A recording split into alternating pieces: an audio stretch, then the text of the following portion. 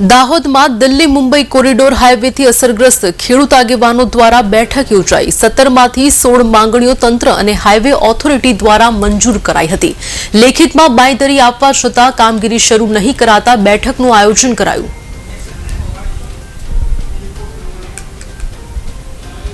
केंद्र सरकार द्वारा झालोद तालुकाना 14 गामों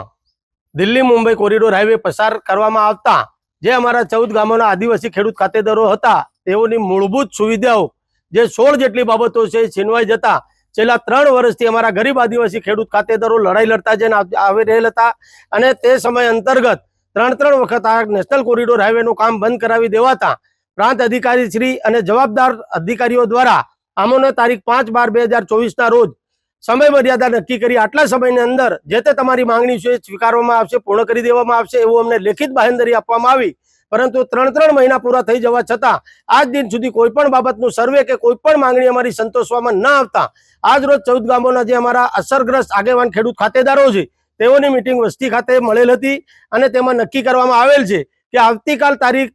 24 फेब्रुआरीना रोज प्रांत अधिकारी श्री झालोदनो रूबरू संपर्क करी चिमकी साथेनुं आवेदनपत्र आपवामां आवशे अने ए आवेदनपत्र मार्फत चिमकी उच्चारवामां आवनार छे